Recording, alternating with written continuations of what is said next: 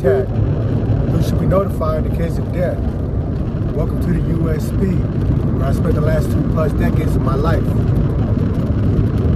You know, right now my schedule's been really hectic, and I know I haven't been posting on the things that, you know, as I used to. But like again, for 2024, I'm trying to bring you guys different content, just to really let you guys know what we're doing out here in the lake. You know, right now we're opening up a tattoo shop. We just got to a building, signed the lease a couple weeks ago. Went down there and did the epoxy floor. Coming tomorrow or Wednesday, we're gonna put up the walls and paint it and all that stuff, and maybe before the month is over, our shop should be opened up. And the project for this is, the reason for the project is, you know, a lot of people come out of prison, they might have skills and stuff, but they're not able to get into a tattoo shop because they don't know the person that's running the tattoo shop, because, you know, they've been gone for decades or whatever. And if you guys are familiar with tattoo shops, a lot of them it's just depending on your personal relationship with the people that runs the shop or the people that works there. You can't just really walk into a tattoo shop and get into a space. And a lot of times, even though these dudes, they got piercing and tattoos on their face and probably party and all the rest, they're still hesitant to allow somebody or to let somebody that's been in prison to come into their space, because, you know, they might be scared or for whatever reason. For me, you know, I've been there, I've been to the prisons, and I know the kind of people that run around in those spaces. And some of them, no doubt, are douchebags, but there's a lot of good dudes that carry themselves with the utmost integrity, to have honor and have respect. But a lot of times people are not able to get to know that, understand that, just because of the cases that they got caught up in, just because they've been in prison. And regardless if you agree with me or not, there's absolutely a bias and prejudice towards people that's been in prison. And I'm not blaming people for that, for having those bias or those prejudice. It's natural. You know, somebody's been to prison, you're gonna be like, oh man, that guy must be dangerous. And these people might be dangerous, and some of them are dangerous, very dangerous.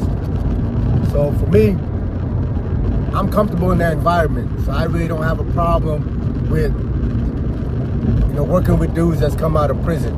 I mean, how can I have a problem with that? I'm one of them dudes that just came out of prison. And, you know, I do get in my feelings when I go into certain spaces and have an introduction and have a conversation about the things that I'm trying to do out here, and I can see the walls come up when I let them know where I've been the last 2 decades, because I'm not gonna lie to anybody about my history or about who I am. I don't feel like I need to. I feel like you should just judge me on the game plan that I'm presenting before you. I need a loan for this building because I'm gonna do this and this and that with this building, and here's my business proposition, and so on. And if you look at that and feel that it's not gonna work for you, that's fine. I have no problem with that. But don't shut me down just because, oh, he just got out of prison. Oh, he's a gang member. Oh, whatever the fuck else, you know? So, waiting for somebody else to do something for you, man, you're gonna be holding your breath till your face is blue. So my mentality is, yeah, I can't do everything by myself. I definitely can't do a lot of things by myself. But I'm gonna go and have these conversations that I need to have with the people that can help me get to where I'm going.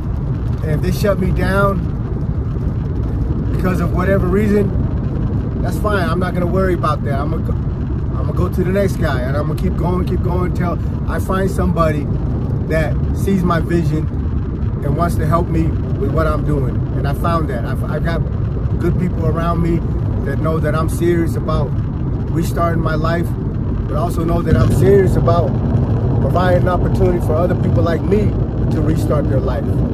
So that's how we got this space, and we're rebuilding our, you know, the little space that we rented out. If you guys want to check it out, I've been uploading stuff on my Facebook every time we do a project, so you guys can see what the space looked like before we got in there and what it's looking like now. You know, we put epoxy floor on there the other day. It just dried out, so I went in there and recorded a little bit. And yeah, man, I'm excited about this project. And there's gonna be a lot of things that's coming out. I might not be uploading videos every day like I would like to, because like I said, my schedule is hectic. That's why I'm doing this video right here, right now in my car. I'm just trying to multitask at every opportunity that I have. But this is welcome to the USP. So I know you guys want a prison story. I read on the comments, somebody asked me about if I know any ghost stories and stuff that happened in the penitentiary. I've heard plenty of them, but for me,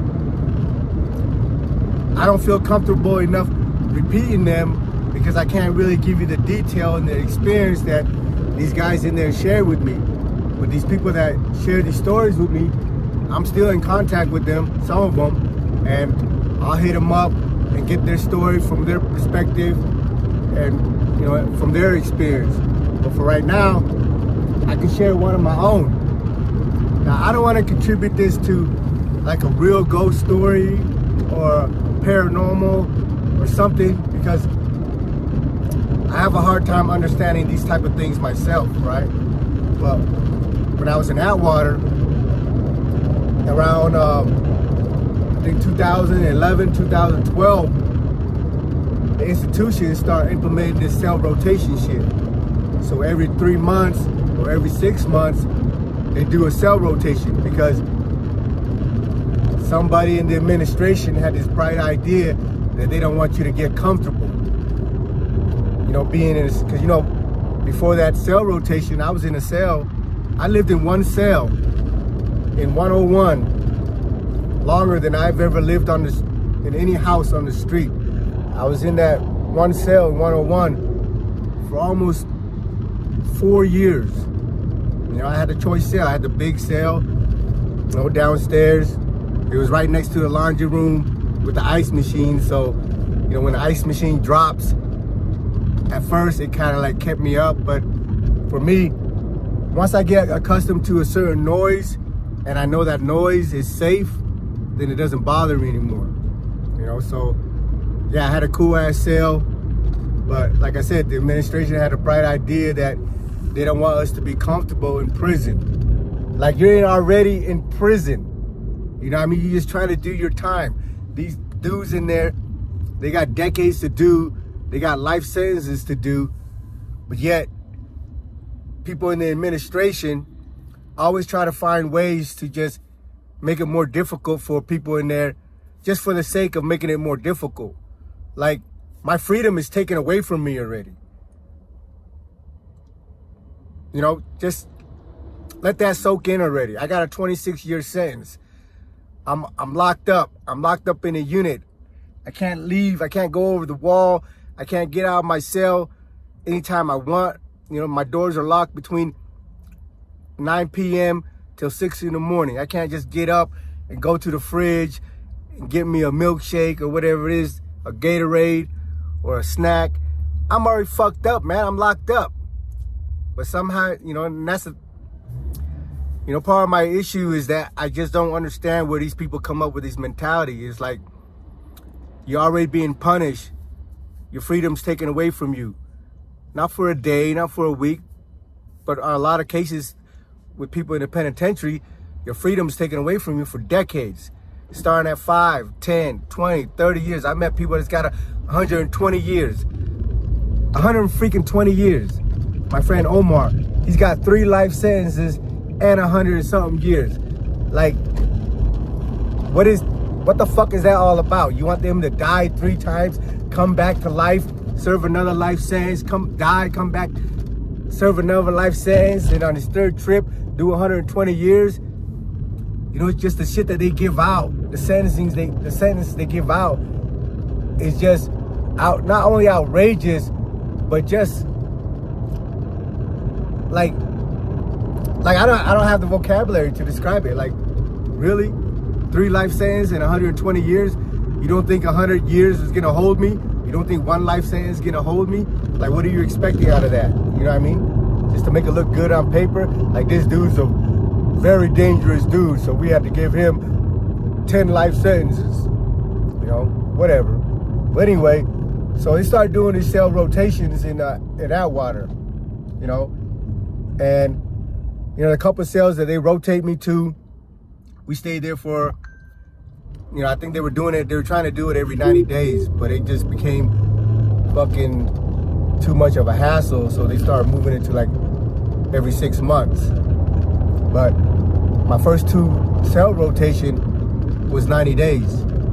But on the 3rd cell rotation, it was like 6 months later. And I went into this cell, I think is, I want to say 122. It's on the 2nd floor in 2A in Atwater.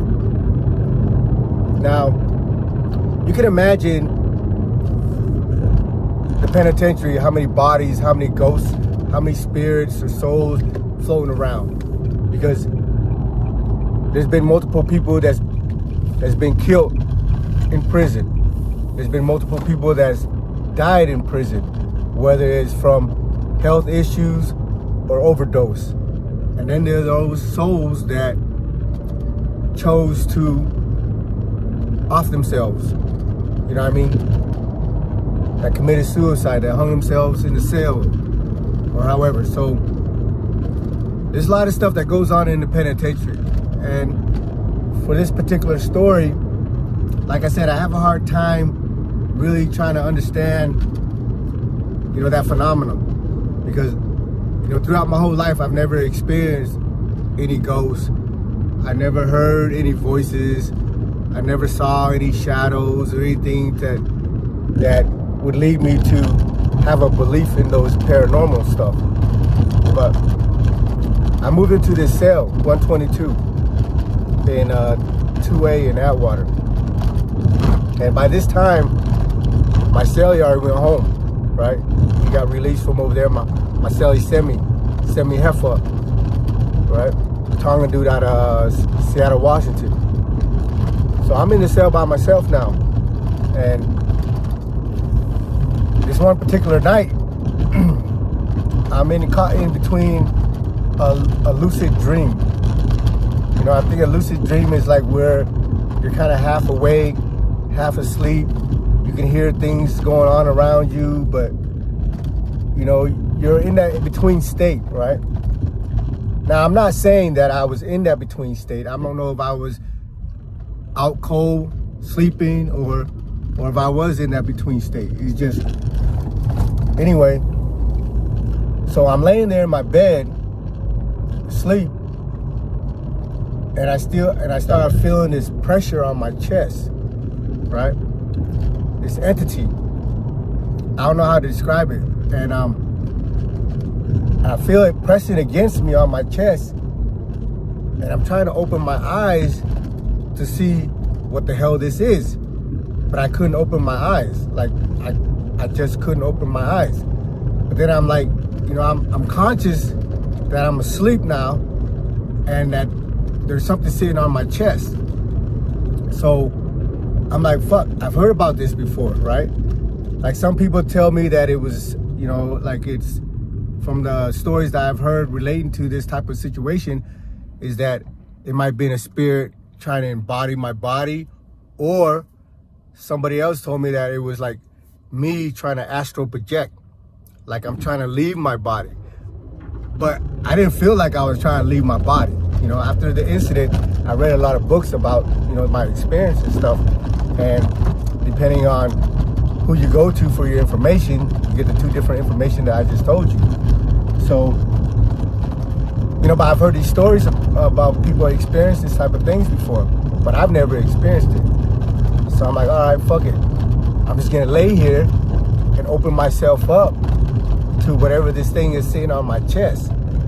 So I'm trying to, you know, I'm trying to freaking draw the courage to just lay still and allow this thing, or whatever is happening to me at that time, to just take its natural course.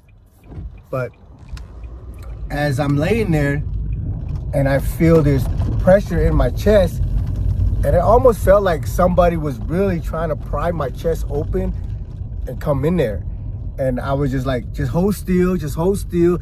Let's just see what happens. Let's see what happened.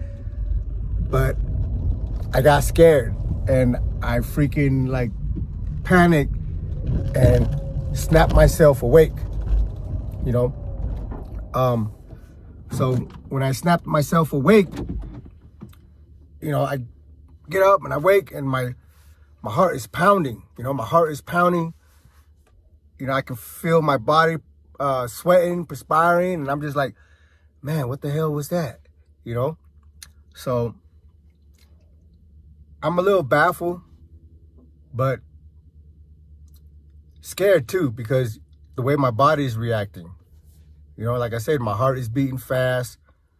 You know, my neck is sweating and my breath is shallow, just like, you know, something really happened, you know, and it wasn't just a dream. You know, sometimes you have nightmares, you wake up and, you know, you're a little scared or whatever because of your nightmare, but it didn't feel like a dream. You know, it felt like there was something in this room that was trying to fucking, you know, getting to possess my body or whatever. Well, anyway, I stayed up, you know, half the night because I was a little bit scared to go back to sleep or whatever. The next morning I wake up and I go about my business, you know, my routine. I go out to the yard, run my poker table and stuff. I don't say nothing to anybody, you know, because it's just like, I don't want to be sounding like I'm crazy or delusional or anything. Well, the next night, we get locked in and, you know, it's been on my mind all day that I had this experience the night before. So I'm kind of like, you know, I don't want to continue to use the word scared, but I'm kind of apprehensive, you know, about going back to sleep. You know what I mean? Like, but at the same time, I'm thinking like maybe that was just like a one-time thing or whatever. So eventually I get tired. I start dozing off and I go back to sleep. And I don't know what time of night it was, but I started feeling this presence again. And, you know, I have enough consciousness in my sleep that I'm aware that this is already happening to me and that this is the second time. So I'm like, all right, this time I'm just going to grow some freaking nuts and see what this thing does. Am I going to leave my body, you know, like astral project or whatever? I know some people might think like that's some voodoo crazy shit or whatever, that is not real, but I've read a lot on the subject to believe that there's people out there that can do that, you know?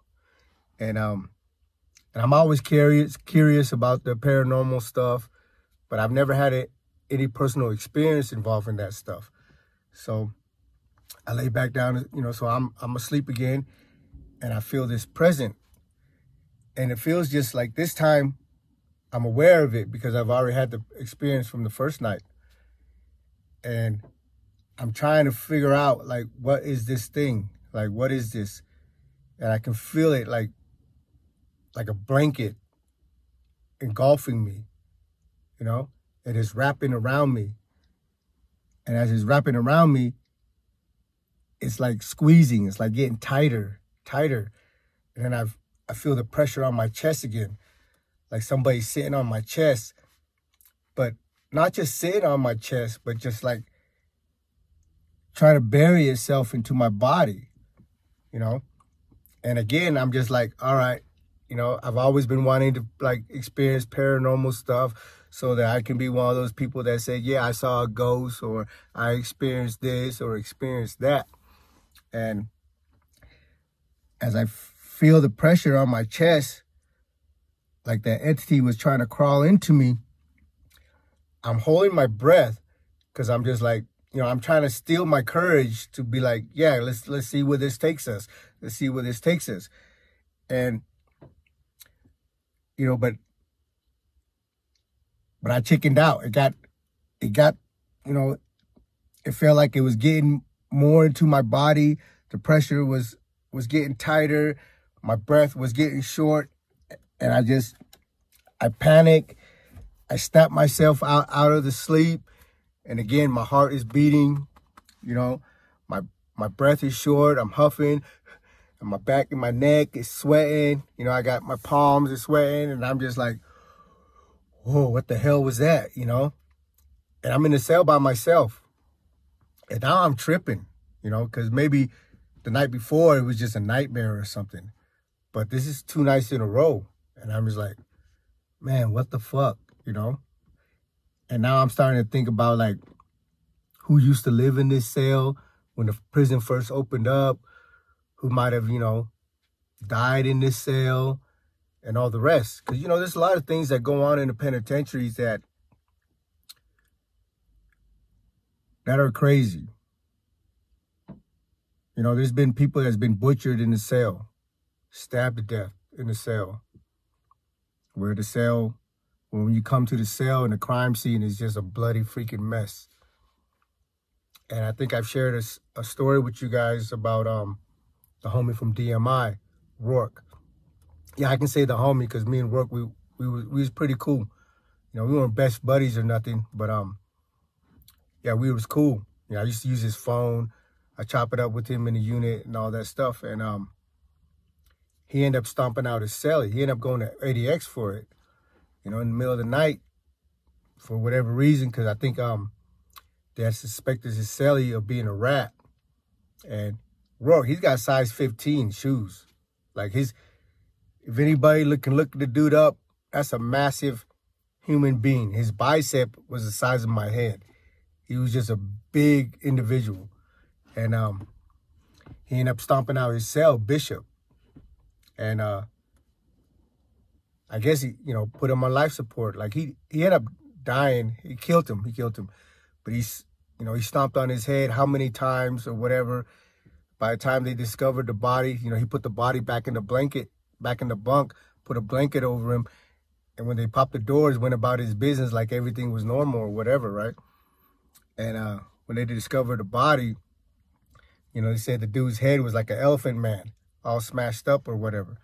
And they had put that dude, you know, they had took him to the hospital and they had put him on life support, but he was pretty much a vegetable. And the warden, Matavosin, at the time was trying to get him a pardon, you know, because the feds didn't want to take care of the medical bills that was going to take to keep this dude on life support. So they wanted to give him a pardon and release him to his family so his family can make the decision to take him off the life support or not. But long story short, dude died in there, right? And throughout the different penitentiaries, there's been people that's been killed inside the cell. And not just the cell, but maybe the unit or maybe the yard. So through the last 2 decades that I've done time, I've been on yards where there's been a lot of people that, you know, got their life cut short. And when that happens, sometimes it makes you wonder, like, well, where do they go? Are they stuck in like a state of purgatory between this world and the next? Or do they still have some unfinished business because of what happened to them and they're trying to hold on to this realm? You know, there's a lot of crazy shit that goes on in there. And I've heard all sorts of stories from people that I believe has credibility. But like I said, I can't really repeat their story because I don't want to get their details wrong. But for me, you know, that night I'm sitting there, I'm starting to think about all these things that I've seen in the penitentiary, of all the people that's died in these cells and on the yard. And I'm, you know, now I'm kind of like spooking myself, you know, a little bit like, damn, man, what if there's a ghost in my cell and this dude, whatever this dude is, you know, trying to come back into our realm and possess my body and whatever. So you can imagine I stayed up half the night and whatnot. And when they opened up the door the next day, you know, I'm tired because I was scared to go back to sleep. And again, I don't repeat it to nobody or anything like that. You know, I haven't even said anything to my wife about it either, because, you know, I talk to her every day. But on the third night, you know, the very next night, you know, when they lock us in the cell, and I'm getting ready to go to sleep. But, you know, it's happened to me 2 nights in a row already, and I'm really, you know, I'm kind of shooken up by the experience. So I'm just like, man, you know, but I can't stay up all night and stay up all day. I got to eventually go to sleep. It's got to happen, right? So I go back to sleep, and sure enough, this feeling, this present, this entity, whatever you want to call it, because I don't know what the hell it is, right? It comes back. And I'm just like, man, fuck it. You know what I mean? I'm not scared of this shit, you know? Like, what do you want to do? You know, I'm asleep, but somehow I'm aware of the situation. And I know it's the same entity. I know it's the third night. It's this 3 days in a row that this shit has come back. And I'm like, fuck it, you know? What do you want to do? You know, I mean, in my mind, you know, I'm speaking to it. It didn't respond or anything like that. But I'm just like, okay, let's go. Let's see where this go. Again, I'm just trying to, you know, find my courage to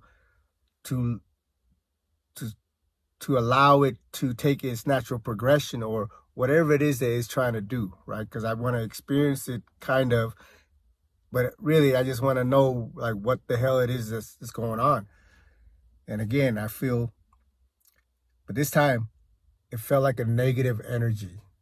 You know, before it was just an entity that scared me or whatever. But this time, without a doubt in my mind, I felt that the energy was negative. So when that happens, for me, it's almost like a challenge to me, because I've never been one to run away from shit, you know. And then when I feel like somebody's punking me or something, that just makes me mad. And my anger sometimes is my shield to overlook, you know, my fear. You know, when I'm mad, I don't really notice that I'm the fear, even though I'm mad because I'm scared, but being mad helps me overcome that fear. So I'm just like, all right, what's up, man? Like what do you want to do? And I felt that cloud, that dark cloud wrap around me again. But like I said, this time, it just felt really negative, like a negative energy. And I started feeling the pressure on my chest again. But, you know, I'm determined to like, fuck it, let's see this through. Let's see what happens. So I'm not forcing myself to wake up or anything. I'm just there. But then it got too much for me. You know, I'm mad. And usually, you know, my anger helps me overcome the fear. But at this particular time, I'm scared, you know, and I'm trying to wake up and my eyes won't open. I can't bring myself out from my sleep, and I'm panicking. I'm in my head, just like knocking on the wall, you know, kind of like just like, wake up, wake up, wake up. You know what I mean? And I'm just like, I'm panicking, and I don't know how long I'm banging on my brain to try to get me up, because like this stuff is just, it became really strong. You know, the entity or the power or whatever the hell it was. And finally, I just like jumped up right in my bed. I don't know if I squealed or screamed or anything, but I know there was a sound that, you know, released from my lungs, out my mouth. And I was just like, what the fuck? And my heart is beating. You know, my heart is beating. I'm sweating, you know, and yeah, that third time I was definitely scared, you know, and I've been raised in like the church and stuff, and the first 2 nights it was just like kind of like experimental, just trying to figure out what this thing is and if I can handle it on my own or whatever. But this time, when I woke up the third time, I just felt like I was powerless. I couldn't wake up. The pressure was on my chest, and the cloud was just so dark. And I was just like, man, whatever this thing is, I probably can't, handle it myself, So, and I'm not a person that prays a lot or anything like that. But I'm always grateful for all the blessings that I receive, I always say that I didn't survive my prison time by myself. I really felt like there was somebody that was looking out for me, because I've been stabbed. I've seen people that got stabbed one time and died. I've seen other people that got stabbed 30, 40 times and lived. But I got stabbed over my spine, and I was coughing up stuff for like 2 weeks, but I survived it. I got hit in the head with a hammer. Got a big ass headache, but again, I survived it. I've been in riots. I've been locked up in I've been in a cell in a confrontation, but I was able to survive all these things. And I don't contribute that to my own willpower, to my own strength, or that I'm a badass any type of way. I really do feel like, somebody of some greater power, for whatever reason, was looking out for me. And I truly believe that. So after I woke up this third time, I got out of my bed. I went down on my knees and I prayed, man. I prayed, to the God that I believed in, to protect me from this entity, to keep me safe from this entity, to cast this entity out of my cell. And